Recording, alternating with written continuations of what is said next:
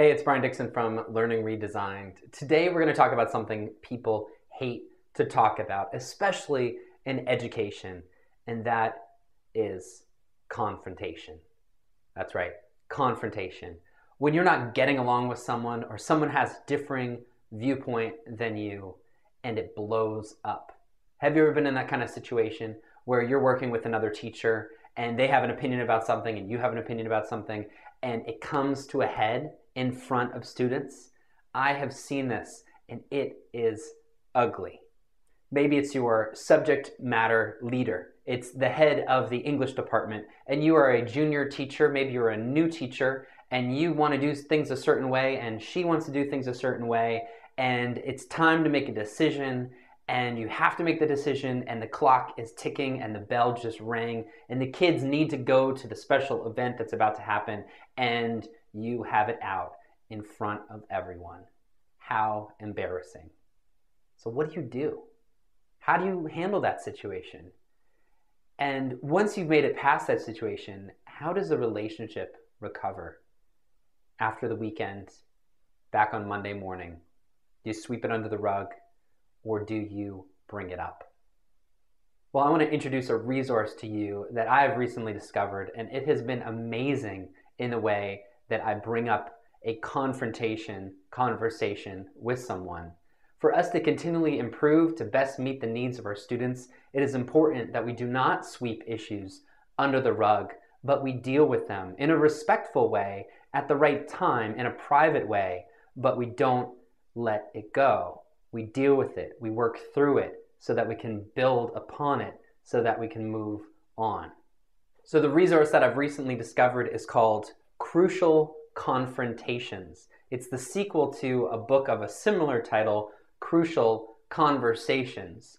But this one is when things have gotten really bad. When someone doesn't meet your expectations or you don't meet somebody else's expectations, and it is time to have it out.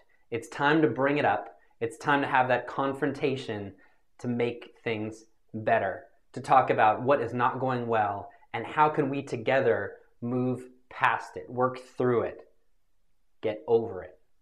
So there's one particular chapter out of this book that I encourage you to check out, and it is the one that I think a lot of us struggle with, and that's how to begin a crucial confrontation. Where do you start? How do you bring it up in the first place? The chapter is called Describe the Gap. Describe the gap. You need to find a way to actually bring up that conversation. Someone's constantly late for a meeting or doesn't call in with enough notice to get a sub, or doesn't follow through on a project that they said they were going to complete. Whatever the problem is, how do you bring it up? Well, in their book, they talk about describing the gap.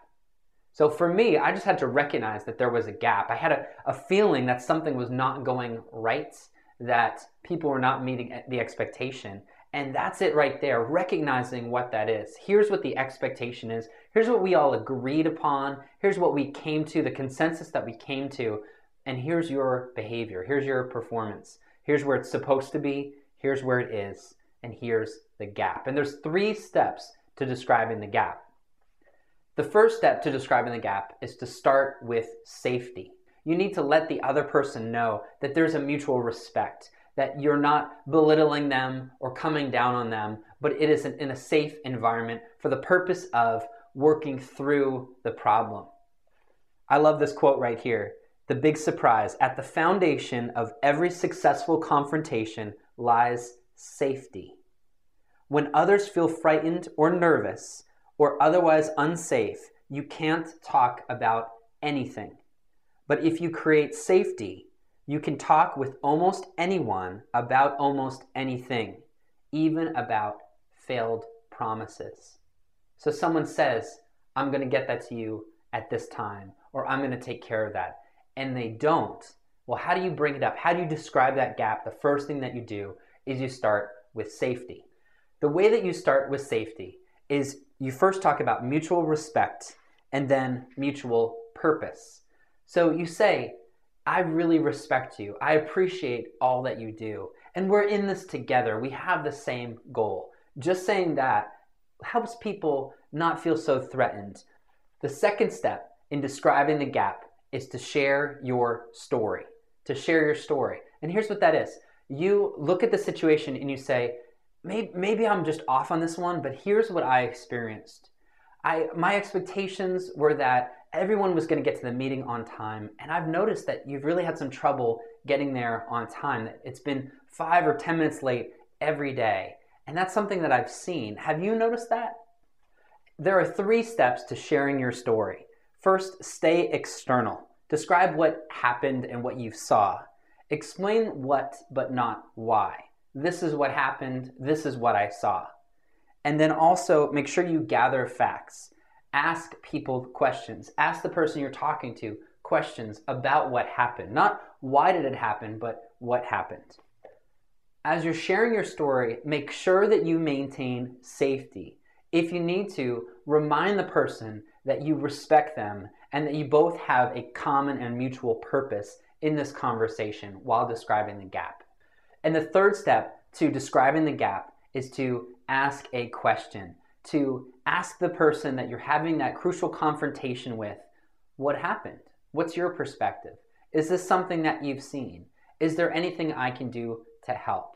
So the first step is to start with safety, establish that mutual relationship and that mutual purpose. The second step is to share your story. Here's what I've seen, or here's what I've noticed. And the third step to describing the gap is to end with a question.